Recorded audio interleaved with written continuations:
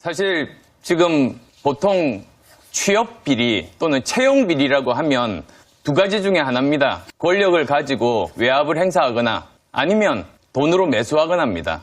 그런데 저는 그 당시에 교수 출신이었습니다. 그 둘 다 어느 위치에 있지도 않았습니다. 그리고 제 아내는 독립된 전문가입니다.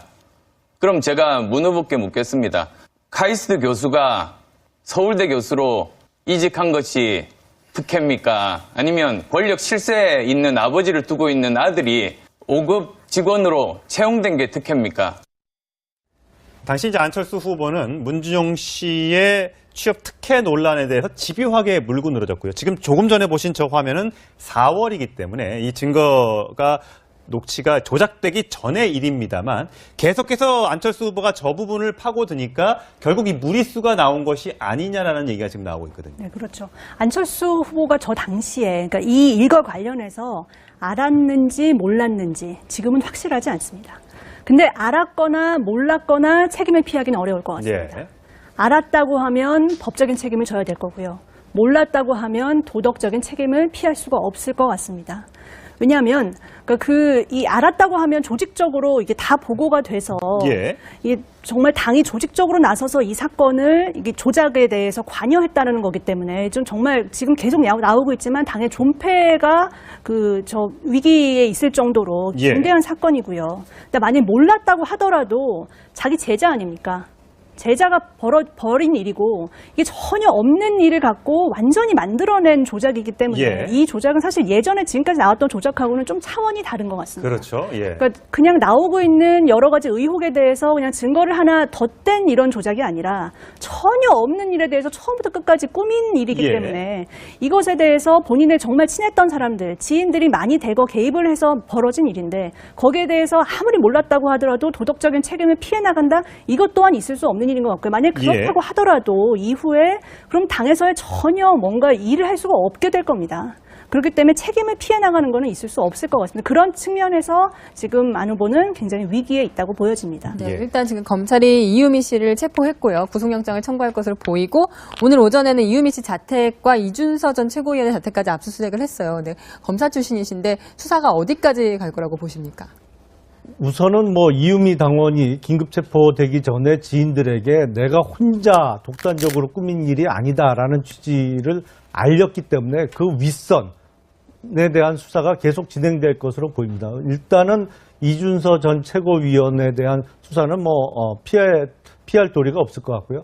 당시 저 의혹을 공개적으로 이제 기자회견을 통해서 발표한 사람이 김인원 네. 국민의당 당시 공명선거 추진단 부단장이었고 그렇죠. 네. 그리고 그때 단장이 이용주 국회의원이었거든요. 검사 그래서 출신이죠. 예, 적어도 이 공명선거 추진단의 단장, 부단장 그리고 이준서 전 최고위원에 이유미 대한 씨. 이유미부터 해서 이 라인에 대해서는 사실 확인 정도는 필요할 것으로 보입니다. 예. 이유미 씨를 체포했고요. 구속영장을 청구할 것으로 보이고 오늘 오전에는 이유미 씨 자택과 이준서 전 최고위원의 자택까지 압수수색을 했어요. 네, 검사 출신이신데 수사가 어디까지 갈 거라고 보십니까? 우선은 이유미 당원이 긴급 체포되기 전에 지인들에게 내가 혼자 독단적으로 꾸민 일이 아니다라는 취지를 알렸기 때문에 그 윗선에 대한 수사가 계속 진행될 것으로 보입니다. 일단은 이준서 전 최고위원에 대한 수사는 피할 도리가 없을 것 같고요. 당시 저 의혹을 공개적으로 사실 지금 보통 취업 비리 또는 채용 비리라고 하면 두 가지 중에 하나입니다. 권력을 가지고 외압을 행사하거나 아니면 돈으로 매수하거나 합니다. 그런데 저는 그 당시에 교수 출신이었습니다. 그 둘 다 어느 위치에 있지도 않았습니다. 그리고 제 아내는 독립된 전문가입니다. 그럼 제가 문 후보께 묻겠습니다. 카이스트 교수가 서울대 교수로 이직한 것이 특혜입니까? 아니면 권력 실세에 있는 아버지를 두고 있는 아들이 5급 직원 법적인 책임을 져야 될 거고요. 몰랐다고 하면 도덕적인 책임을 피할 수가 없을 것 같습니다.